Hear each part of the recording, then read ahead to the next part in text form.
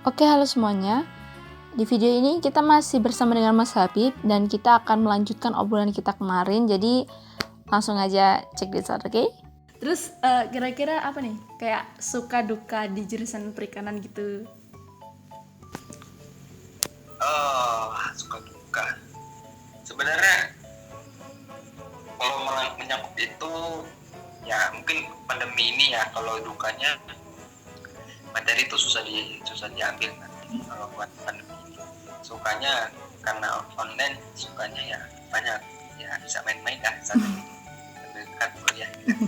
Cuma lebih ke perikanan lagi, suka dukanya itu sukanya itu ya peluangnya juga besar kan. Jadi di perikanan untuk peluang lumayan besar, lumayan banyak. Coba dibayangkan saja di dunia itu perairan 2/3 dari dunia yang artinya lebih luas daripada daratan.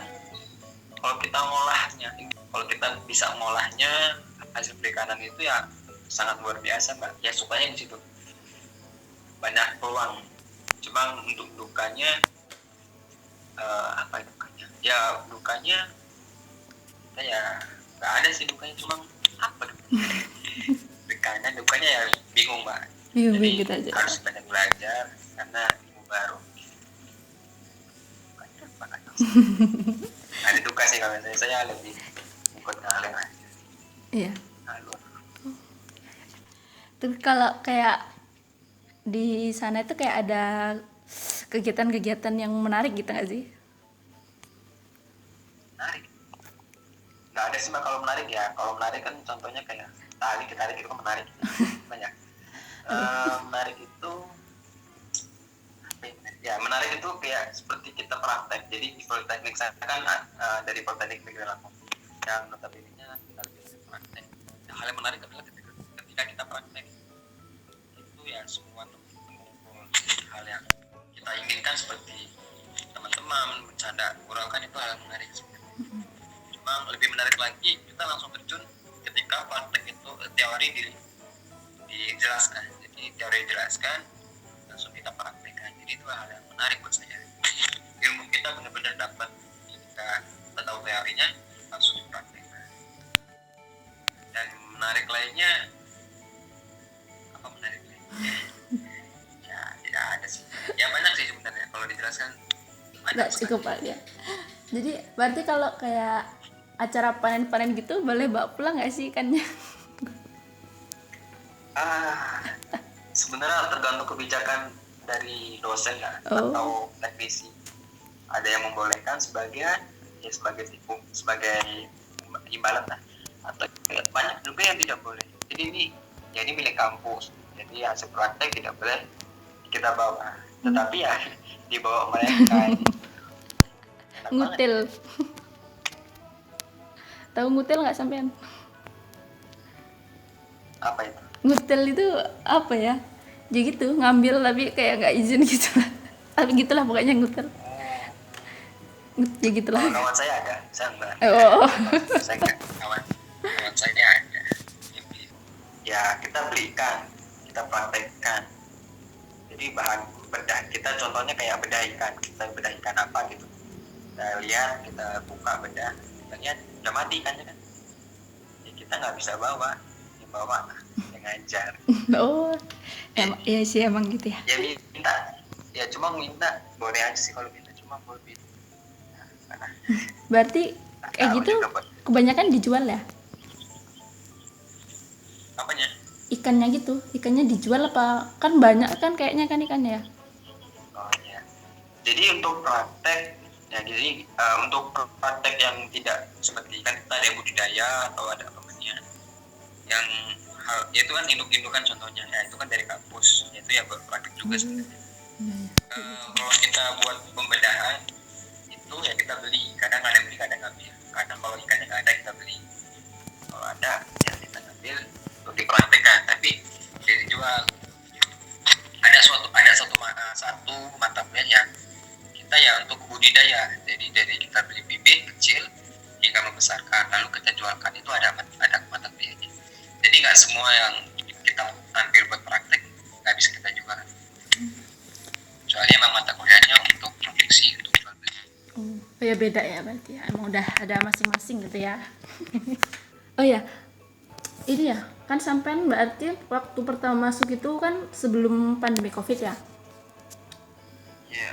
Berarti beda banget ya berarti rasanya. Oh, perbedaan antara offline sama online itu apa? Gimana gitu?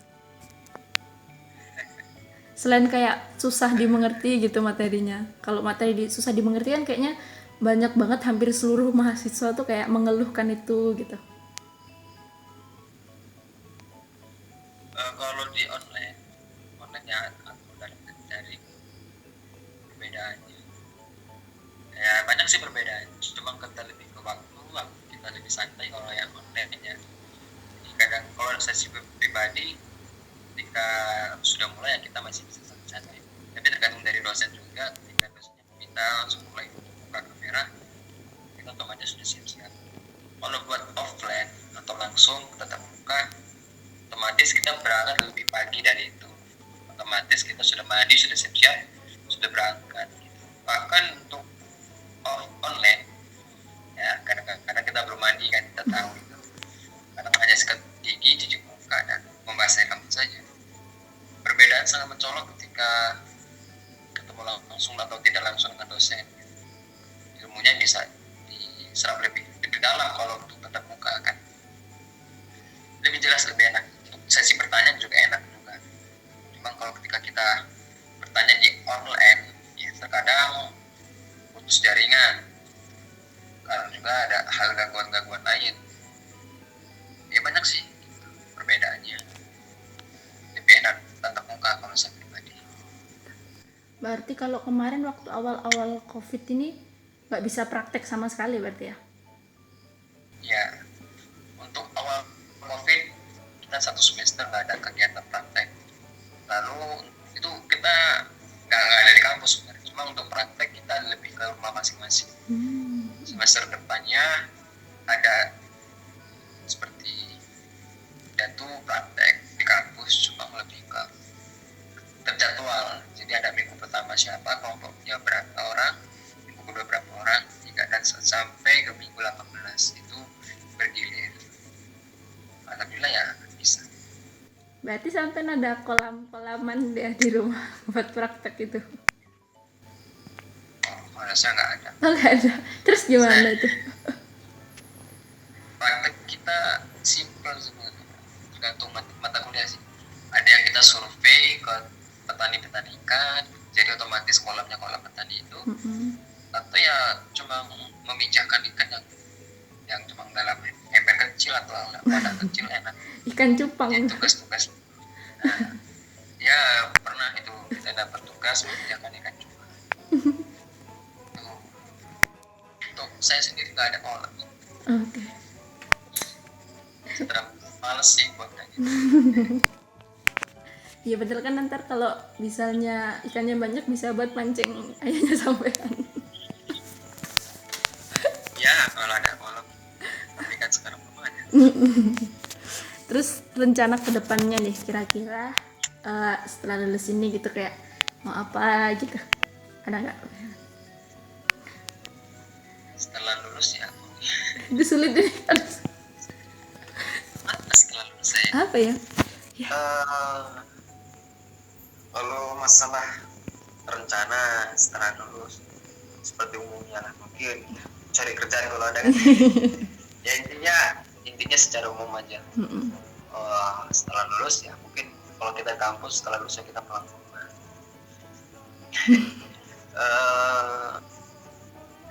Nggak tahu sebenarnya. Iya itu udah Ya mungkin salah tanya aku. nggak salah tanya sih, cuma saya lebih kayak belum mempersiapkan jawaban. Setelah lulus saya bukan ikut sih, artinya ya setelah ada rencana yang pengen saya lakukan, planning setelah lulus apa yang nanti akan saya jalankan semua. Berarti nanti kita lihat yang kedepannya gitu. Jadi untuk masukan mungkin ya teman-teman yang nonton ini, ya sebelumnya saya sendiri dari angkatan 18 ya, jadi 2018, yang mana sudah mengalami masa online dan offline saat pandemi. kegiatan-kegiatan organisasi juga mengikuti secara online dan juga offline. Mungkin untuk pesan atau yang dapat saya sampaikan ya sebenarnya tergantung pada pribadi masing-masing.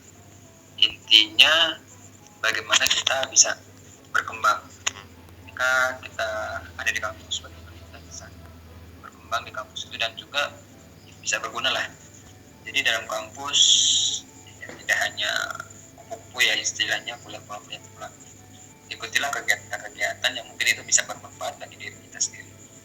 Nah nanti pada akhirnya kita akan bermasyarakat dan untuk cara belajar dari kampus itu bahkan ya dari luar juga bisa, cuma di kampus itu kita lebih bermasyarakat lagi karena memang kampus tempatnya satu tempat yang dimana orang itu ya dari berasal daerah mana-mana gitu.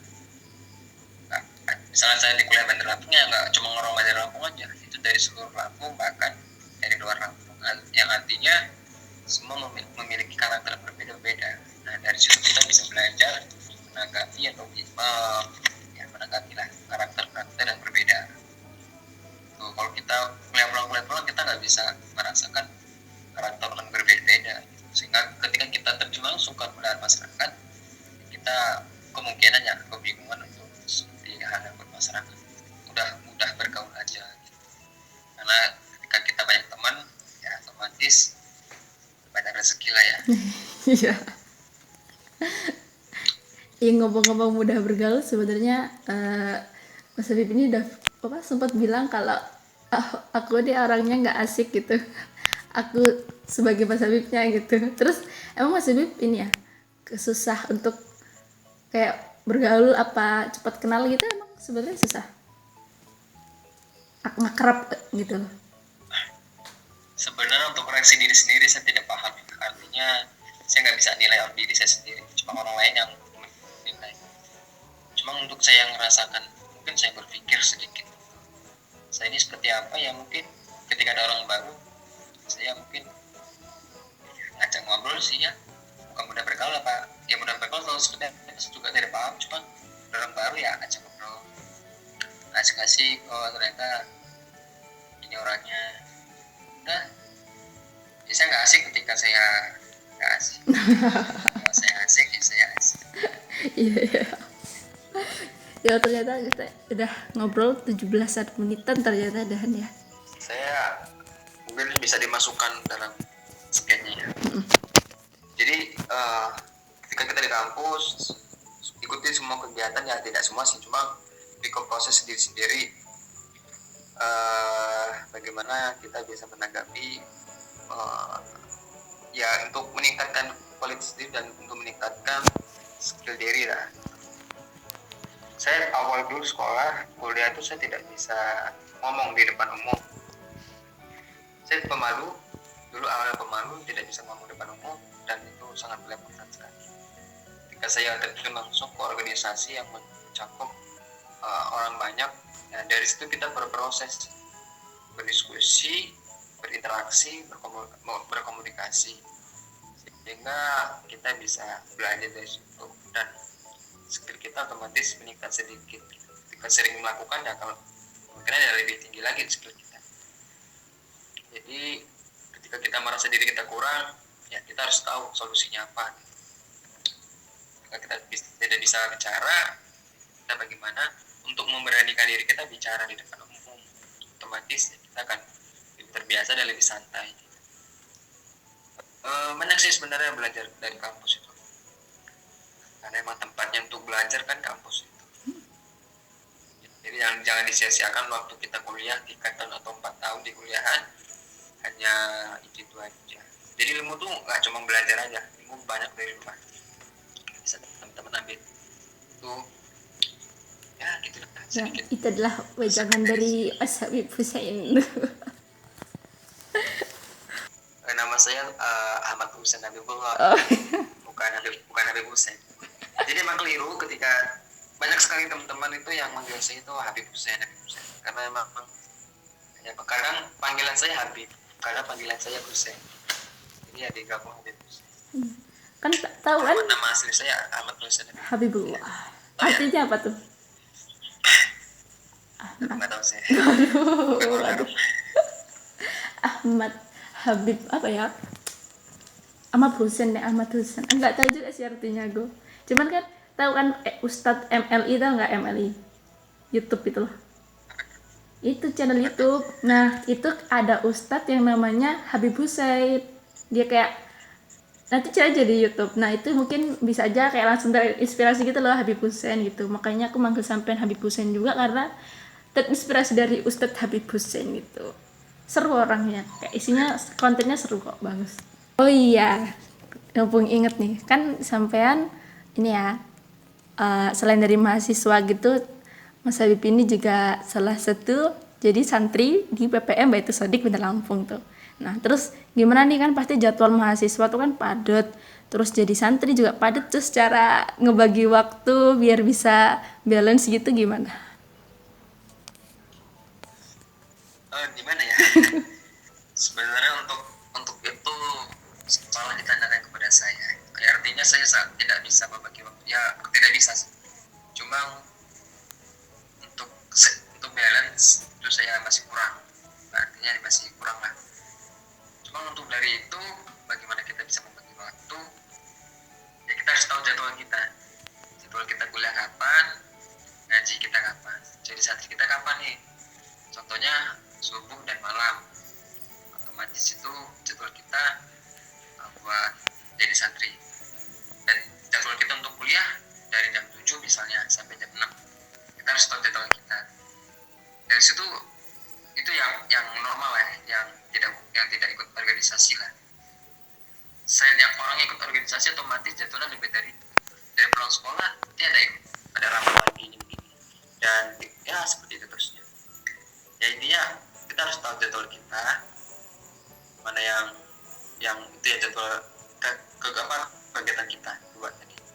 Dan juga kita harus bisa memprioritaskan.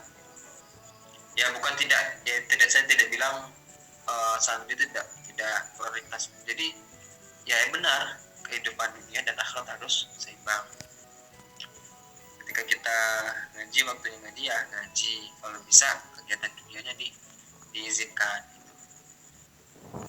Cuma untuk hal-hal yang lebih mendesak ya pengurus-pengurus dari tempat teman santri ya insya Allah dia memaklumi adanya perizinan gitu, karena emang ngerti ya mahasiswa tuh ya juga banyak tugasnya, dan juga tahu mahasiswa tuh apalagi dia tahu kalau dia juga santri otomatis ya bisa lebih memaklumi. Ya mungkin itu ya, kalau saya salah ngomong dia bisa dikoreksi. Intinya tahu jadwalnya saja dan tahu prioritasnya. Soalnya semua ada kemudahan dan kemurahan. Sebenarnya ada pertolongan.